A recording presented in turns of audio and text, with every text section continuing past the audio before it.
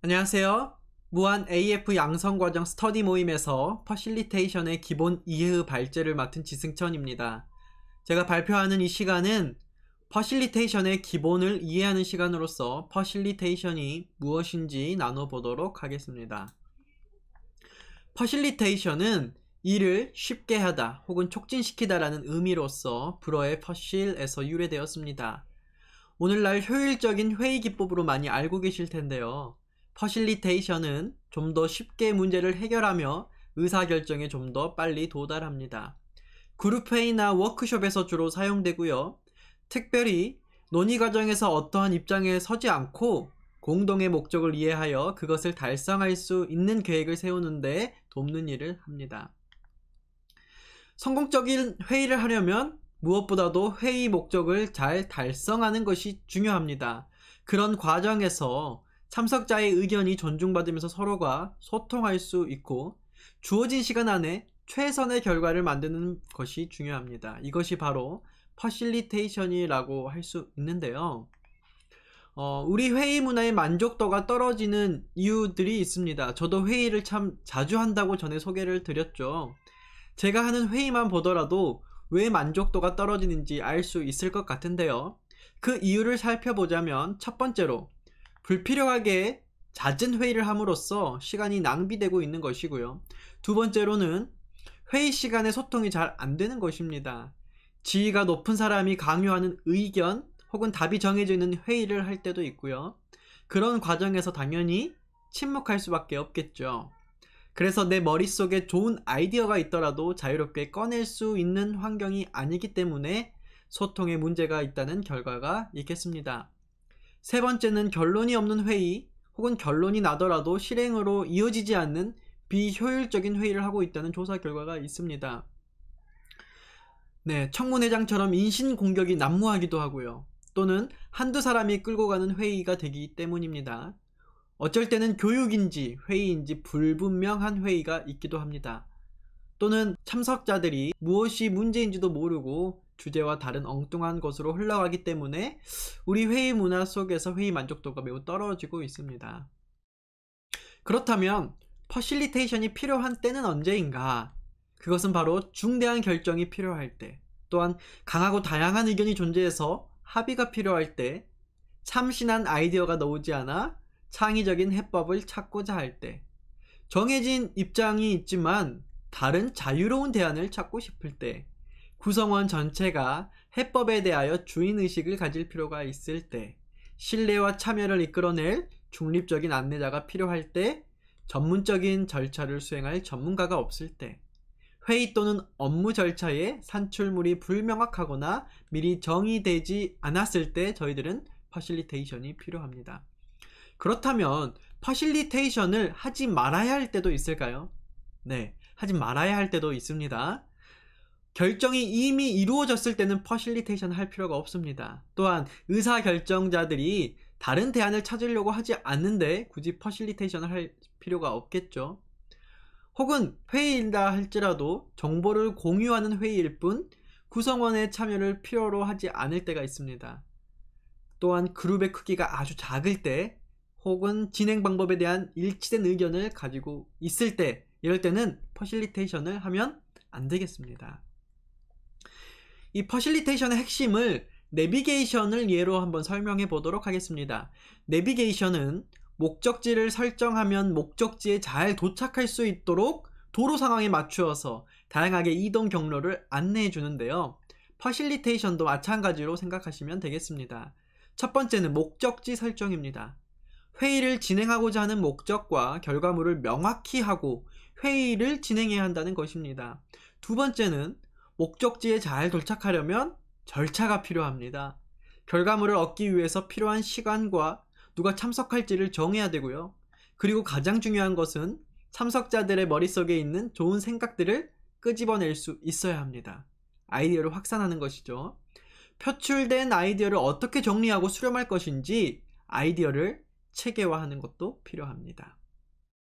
그리고 어떻게 최선의 대안의 선택을 할 것인지 의사결정까지 어떤 퍼실리테이션 도구와 기법을 활용할 것인지 그 절차들을 잘 설계해야 합니다. 세 번째는 회의를 진행하는 퍼실리테이터라고 할 수 있겠는데요. 내비게이션은 도착지를 설정하면 내가 잘못된 경로에 간다 할지라도 다시 도착지에 갈 수 있게 경로를 재안내해 줍니다.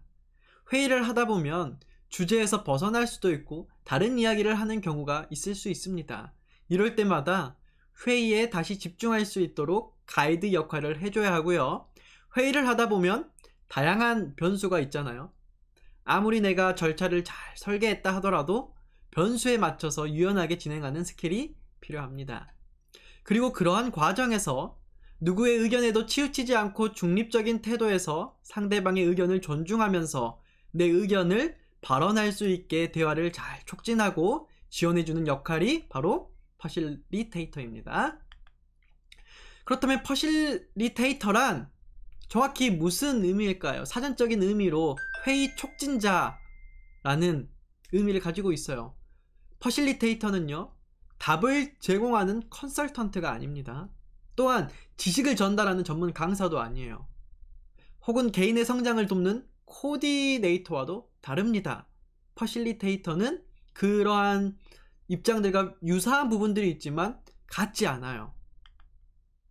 퍼실리테이터는요, 참여자들이 스스로 답을 찾도록 과정을 설계하고 그것을 진행을 돕는 사람입니다. 또한 집단의 구성원들이 스스로 원하는 것이 무엇인지를 알고 그것을 이루기 위한 아이디어를 내어 그것을 실행하기 위하여 합의를 이룬 결정을 내리도록 도와주는 사람이에요. 그렇다면 퍼실리테이터의 역할이 무엇일까요? 그는 회의의 기획과 진행을 주관합니다. 그리고 목적, 기대 수준, 원하는 것 등을 명확히 하는데 도움을 줍니다. 또 원활한 토론을 지도하여 주고요. 효과적인 회의를 할 수 있도록 그 과정을 이해하는 데 도움을 줍니다. 원활한 의사소통을 촉진시키며 갈등이 있다면 그 갈등을 관리하고 해결해 줍니다. 자원을 활용하는 데 접근하도록 도움을 주고요. 또 조직원들 간의 의견 조정을 돕습니다. 조직원들의 인식과 개인차를 이해하도록 돕고요. 또한 권한이임과 책임이 공유할 수 있도록 그 일을 돕습니다. 감정이 격한 토의나 이해관계의 문제시는 그 돕는 효과적인 외부 전문가로서 활용되기도 합니다. 그렇다면 이 퍼실리테이터에게 요구되는 능력이 많이 있을까요? 네, 많이 필요해 보이죠? 특별히 세 가지로 볼 수 있겠습니다. 개인적인 자질이 필요합니다. 우선 숙련된 질문, 아무 질문이나 하면 안 되고요. 필요한 질문들을 할 수 있는 기술이 있어야 됩니다. 뛰어난 경청의 기술도 있어야 하고요. 그룹 활동과 그 수준에 적응하는 언어 스타일이 있어요. 도시에서 혹은 농촌에서 혹은 특별한 그룹에서 그곳에 사용하는 언어와 스타일들이 있는데요. 그런 것들을 빨리 캐치할 수 있어야 합니다. 그래서 학습의 촉매자가 되어야 하고요.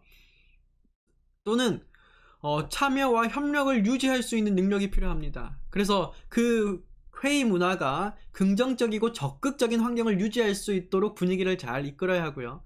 진행 과정에 있어서 여러 다양한 지원들을 할 수 있어야 합니다. 그게 필요한. 그리고 그룹의 역동성과 및 중립성을 유지할 줄 알아야 합니다. 마지막으로 명확한 능력입니다. 퍼실리테이터는 언제나 그 그룹의 토론의 목적을 상기시켜 줄 수 있어야 합니다. 그리고 토론의 내용물을 재정리해야 하고요. 말의 답변, 주제에 연결을 시켜야 합니다. 그리고는 그것을 요약하고 또 정리하고 또 적당한 시간을 조절할 수 있는 능력이 퍼실리테이터에게 요구되는 능력입니다. 퍼실리테이션 준비의 핵심 구성 요소 5가지가 있습니다. 우리가 OP라고 하죠. 네, Participant, Purpose, Process, Product, Potential Issue, 이렇게 OP가 있습니다. 퍼실리테이션을 준비할 때는요, 무조건 참여자, 목적, 그리고 그 프로세스 과정과 절차들에 대한 설계, 그리고 그거에 대한 결과물, 혹은 그것에 있어서 가능성이 있을 만한 이슈들을 꼭 미리 준비하고 가야 합니다. 이 과정과 절차에서는요, 저희들이 IDAAD로 세분화시킬 수 있습니다. Introduction, Divergence, Analysis, Assessment, Decision. 한글말로 하면 도입, 확산, 분석, 평가, 결정, 이러한 5가지로 세분화할 수 있겠습니다.